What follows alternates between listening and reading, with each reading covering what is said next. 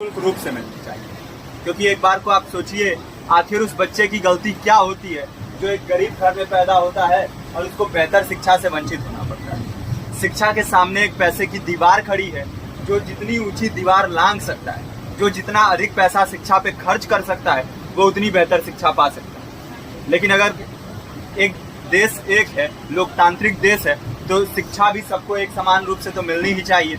आज परिस्थिति ये है कि एक तरफ तो प्राइवेट स्कूल हैं जो लूट के अड्डे बने हुए हैं, वहाँ पे आप एडमिशन कराने जाएंगे तो सिर्फ एडमिशन के नाम पे ही आपको 10,000 20,000 रुपए देना होगा। और कमीशन खोरी का ऐसा धंधा है कि कॉपी, किताब, टाई, बेल्ट, ड्रेस, जूता कहाँ से खरीदना है ये आप नहीं तय करेंगे वो प्राइवेट स्कूल वाले। यानी आम लोगों की मेहनत की आखिरी कौड़ी उनके जेब से वसूल लेना चाहते हैं। और दूसरी तरफ सरकारी स्कूलों में न तो पर्याप्त टीचर हैं, न पर्याप्त बिल्डिंगें हैं।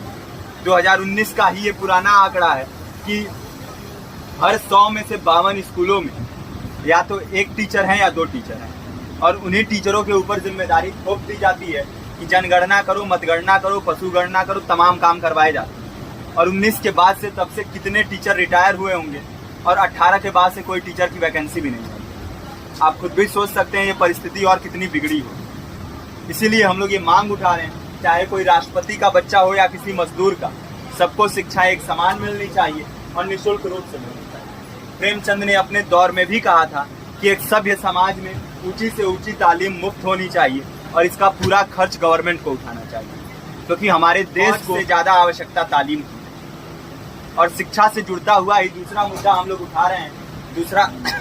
दूसरा मुद्दा है रोजगार का।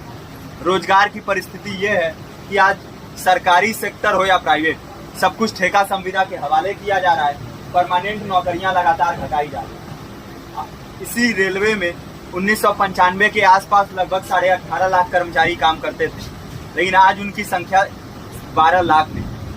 आप खुद भी सोच सकते हैं कितने बड़े पैमाने पे परमानेंट पदों को घटाया जा रहा है। और आज आलम ये है, एक तरफ लाखों पद खाली पड़े हैं, फिर भी कोई वैकेंसी नहीं निकलती। जो वैकेंसियां निकलती हैं उनमें भ्रष्टाचार होता है, पेपर लीक हो जाते हैं। RO, UP police, BPSC, SSC, CGL, ऐसे तमाम पेपर लीक हो चुके हैं, आप लोग भी जानते ही। अभी नीट की धांधली में ये पता चला कि एक एक पेपर 30 लाख से 50-50 लाख रुपए में बेचा गया। हम और आप तो ये पैसा नहीं दे सकते। पूरी की पूरी कारस्तानी सरकार, प्रशासन, शिक्षा माफियाओं की होती है। और भुगतता कौन है? आम घरों के लोग, जो लोग सालों साल तैयारी करते हैं, दिन भर में 10-10 घंटे, 12-12 घंटे पढ़ते हैं। और इतनी कड़ी मेहनत के बाद, सालों साल की मेहनत के बाद उनके हाथ लगती है तो सिर्फ हताशा, निराशा, अवसाद। बहुत से छात्र, नौजवान